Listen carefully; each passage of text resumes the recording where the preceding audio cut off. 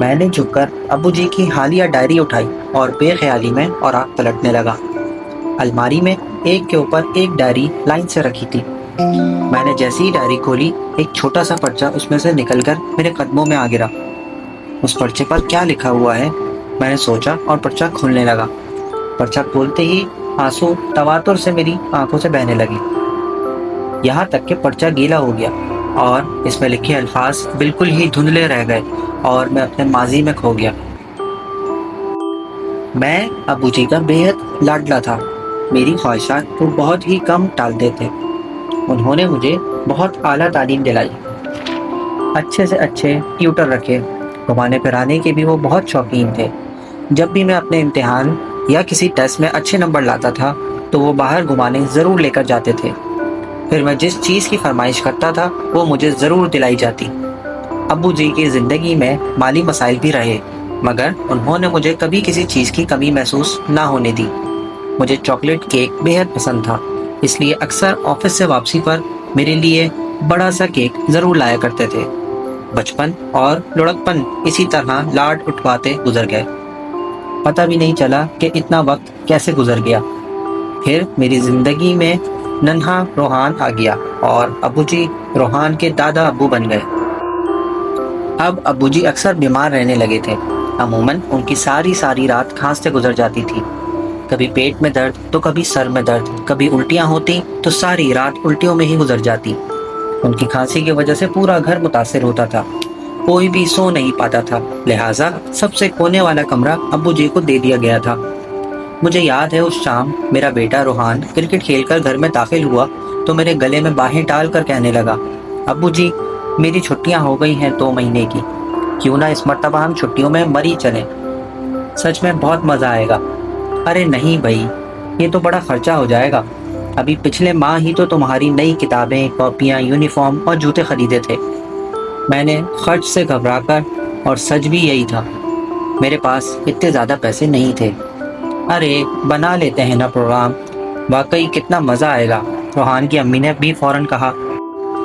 ہاں ابو چلیے نا، میرا وعدہ ہے وہاں سے آنے کے بعد کوئی چیز، کوئی کھلونا نہیں مانگوں گا، آپ کا بالکل خرچہ نہیں کرواؤں گا۔ اور اس طرح ہم لوگ مری روانہ ہو گئے۔ گھر میں ایک ملازم برکت رہا کرتا تھا، ابو جی کے کھانے پینے کی ذمہ داری اس نے بخوشی قبول کر لی تھی۔ ابو جی آرام سے گھر پر رک گئے تھے۔ 15 روز بعد ہم مری سے گھر لوٹے۔ ابو جی ہم لوگوں کو دیکھ کر بہت خوش ہوئے، خاص کر روحان کو دیکھ کر تو ان کی آنکھوں میں خوشی سے آنسو آ گئے تھے۔ روحان نے آنے کے بعد کئی دن تک اپنا وعدہ نبھایا تھا، اس نے مجھ سے بڑے خرچے والی کسی چیز کی فرمائش نہیں کی تھی۔ مجھے یاد ہے رات کا وقت تھا، میں لیٹنے ہی والا تھا کہ روحان کمرے میں داخل ہوا۔ ابو، دادا ابو آپ سے کچھ منگوانا چاہ رہے ہیں، کہہ رہے تھے میں نے پرچے پر لکھ دیا ہے جو منگوانا ہے۔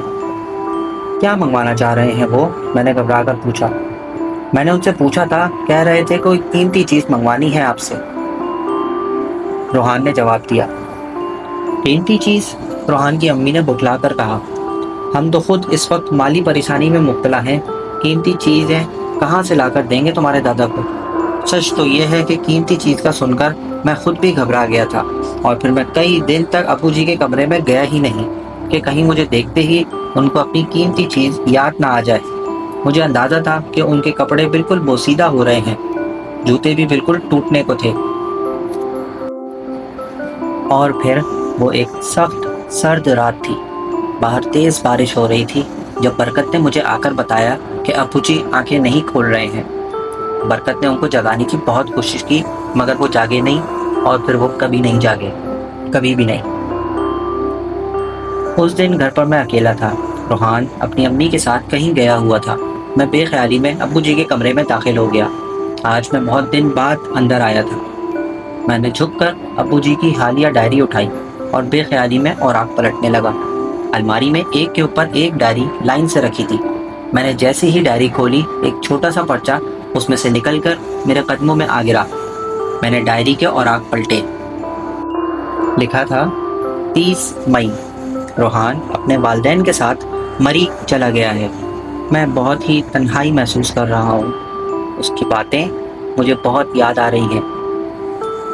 2 جون، آج میری تسبیح ٹوٹ گئی ہے، مجھے اپنی دعائیں اور اذکار کو پڑھنے اور شمار کرنے میں بہت دقت ہو رہی ہے۔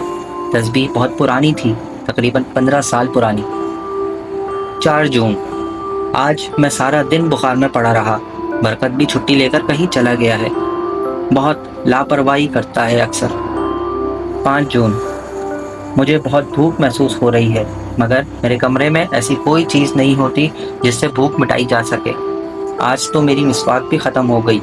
افسوس، اب بقیہ نمازیں مجھے مسواک کیے بغیر پڑھنا پڑیں گی۔ افسوس۔ میں مزید صفحات نہیں پڑھ سکا۔ میں نے ڈائری بند کر دی تھی۔ میں نے جھک کر زمین پر سے وہ چھوٹا سا پرچہ اٹھا لیا۔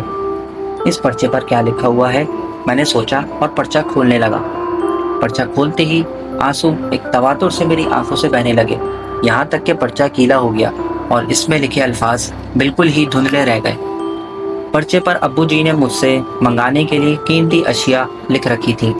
ان کی زندگی میں یہی اشیاء قیمتی تھیں، ظاہری طور پر نہیں، باطنی طور پر۔ تسبیح اور مسواک۔ اگر آپ کو ہماری ویڈیو پسند آئی اور ایسی ویڈیوز اور دیکھنے کے لیے ہمارے چینل کو سبسکرائب کریں اور اپنے دوستوں میں شیئر کریں۔